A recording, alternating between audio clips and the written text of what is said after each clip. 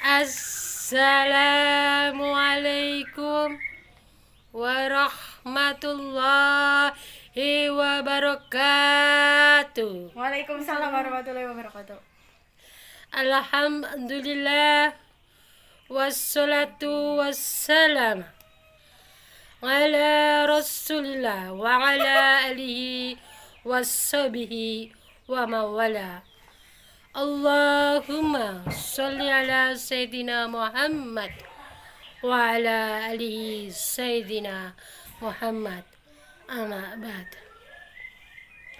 Rahimatullah yang dirahmati oleh Allah Subhanahu wa taala. Ibu-ibu, para bapak-bapak ingkang dirahmati Allah, mugi-mugi sedaya tansah pinaringan nikmate Allah Subhanahu wa taala, ugi keberkahan dumateng Nabi Agung Muhammad sallallahu alaihi wasallam. Ibu, bapak sedaya ingkang kula hormati, sedaya para tamu undangan, para hadirin, para hadirat ingkang dirahmati Allah Subhanahu wa taala. Menika kula ingkang badhe ngaturaken sekelumit pengalaman bagaimana menjadi wanita yang dirindukan oleh Allah dan wanita yang selalu dibicarakan di ars. Ibu tahu mboten bahwa sesungguhnya wanita yang selalu dirindukan oleh Allah, manusia atau wanita yang ditunggu di surganya Allah adalah wanita yang taat. Satu, taat kepada Allah. Kedua, taat kepada suaminya. Ketiga, taat kepada aturan-aturan. Contohnya, bagaimana seorang istri berbakti kepada suaminya setelah menjalankan kewajiban-kewajiban terhadap Rabbuna kepada Allah. Yang kedua adalah taat kepada suaminya. Satu adalah menjaga kehormatan suaminya, menjaga sholatnya, juga menjaga hartanya, menjaga farjinya, menjaga apa yang diamanahkan oleh suaminya. Selalu taat, selalu berbakti, selalu menjadi wanita yang selalu membuat tersenyum pada suaminya. Dan Bu, kadang-kadang menungso niku kathah kilapipun. Contohnya adalah tatkala seorang perempuan, seorang istri telah dipinang, telah dinikahi dan resmi menjadi seorang istri bagi seorang suami. Itu adalah hak, kewajiban suami untuk memberi nafkah. Hak memberi nafkah, pakaian, rumah, mencukupi, memberi senang, dan memberi kedamaian. Itu adalah tugas seorang suami.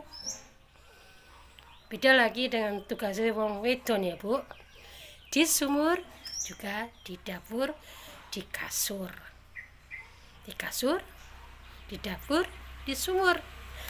Artinya adalah tak kala seorang istri ada bersama suaminya, itu wajib banget untuk membuat tersenyum, menghormati, melayani, dan semuanya demi ibadah kepada Allah, demi mendapat pahalanya Allah. Ada salah satu cerita zaman Rasulullah. Wahai Rasulullah, siapakah perempuan utama yang masuk surga? Saya akan ceritakan next time. Assalamualaikum warahmatullahi wabarakatuh. Meneruskan yang tadi, next time. Assalamualaikum warahmatullahi wabarakatuh. Wahai Rasulullah, siapakah gerangannya wanita yang pertama kali masuk surganya Allah di masa Rasulullah SAW? Akhirnya Rasulullah menjawab, yaitu Siti Muntiah.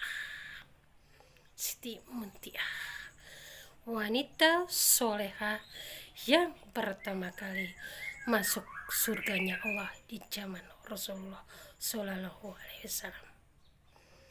Akhirnya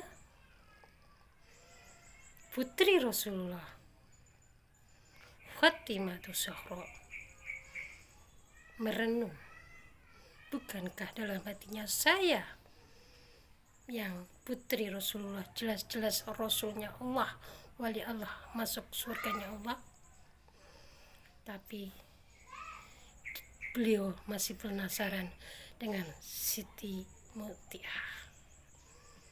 Akhirnya setelah dijelaskan oleh Rasulullah, gerangan apakah yang bisa memasukkan beliau Siti Muntiah masuk ke surga yang pertama kali di zaman Rasulullah SAW.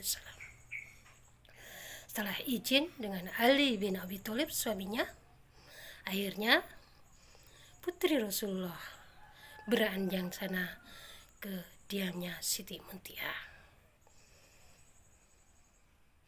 Setelah sampai ke kediamannya Siti Muntiah, putri Rasulullah Fatimah Zahra memberi salam. Assalamualaikum warahmatullahi wabarakatuh. Terdengar dari dalam dengan suara yang lembut, santun dan berwibawa. Siti Muntiah menjawab, Waalaikumsalam, siapa ya? Di luar, sinten nggih? Akhirnya putri Rasulullah menjawab, Kawula adalah putri Rasulullah bersama anak saya. Tunggu sebentar. Tanpa dibukakan pintu,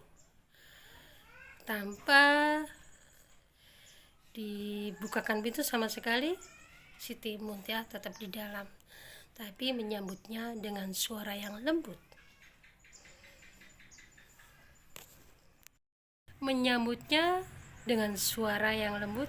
Dari dalam. Apakah engkau sendirian? Atau ada yang lain? Tanya Siti Muntiah dari dalam. Saya bersama anak bungsu saya, Hasan. Oh, mohon maaf ya putri Rasulullah, saya belum izin dengan suami saya, jawab Siti Muntiah. Tapi putri Rasulullah juga menjawab, tapi Hasan masih kecil, balita, anak saya. Tapi Siti Muntiah menjawab, tapi dia laki-laki. Besok saya tanyakan dulu ya ke suami saya.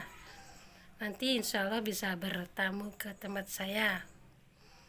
Akhirnya putri Rasulullah Sayyidah Siti Fatimah Az-Zahra tidak diterimanya pulang ke rumah. Dan besoknya bertandang lagi, tapi membawa kedua putranya, Hasan dan Husain. Bertandang lagi ke kediamannya beliau dengan suara yang lembut, dengan sopan santun juga penuh etika. Bertandang lagi ke kediamannya manusia wanita pertama di zamannya Rasulullah SAW yang masuk surga. Tetap ditolak kedua kalinya, karena ada Husain, Hasan dan Husain. Karena kemarin sudah izin hanya satu orang yang boleh masuk, yaitu putranya dan beliau Sayyidah Siti Fatimah dan putranya. Tapi saat yang kedua kali, yaitu bertandang dengan 3 orang, yaitu Siti Fatimah, Hasan dan Husain. Nah, yang keduanya ini tetap ditolak dengan sopan. Nanti saya akan tanyakan dulu ke suami saya, apakah diizinkan Hasan dan Husain masuk. Sedang kemarin sudah diizinkan. Akhirnya Siti Fatimah radhiyallahu anha pulang kembali. Setelah ketiga kalinya,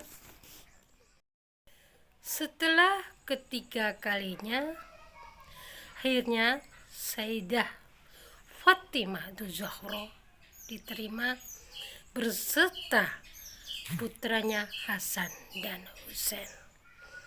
Beliau dipersilakan oleh Siti Muntiah, dipersilakan masuk ke dalam, dibukakan pintu setelah mendapat izin dari suami Siti Muntiah. Setelah dilihat sekelilingnya, terlihat rumahnya bersih banget. Dalam kisah wanita-wanita yang dirindukan Allah, wanita yang pertama kali masuk surga, rumahnya bau wangi, tidak ada kotor sama sekali, tidak ada sampah, bersih, menyenangkan, menyejukkan bagi yang melihat atau bertamu. Ya, Bu, terlihat Siti Muntiah sibuk mondar-mandir ke sana kemari, bolak-balik sambil mengatakan, "Wahai putri Rasulullah, silakan berrehat dulu di kediaman saya." Terlihat Siti Muntiah sangat sibuk dengan berbagai mondar-mandir, terlihat sedang memasak. Akhirnya Sayyidah Fatimah Zahra bertanya, "Sedang gerang apakah?" Akhirnya dia sedang memasak kesenangan suaminya yang sedang berladang. Tetapi di setiap apa yang dilakukan dengan kegembiraan, tersenyum, bahagia, tidak ada raut muka yang masam atau tidak enak dipandang. Berseri-seri melayani suaminya, mengantar suguhan makan siang di hadapan suaminya di ladang. Terlihat juga dia membawa cambuk, pecut nggih. Teng mriki ini pecut, membawa cambuk. Dan Sayyidah Siti Fatimah pun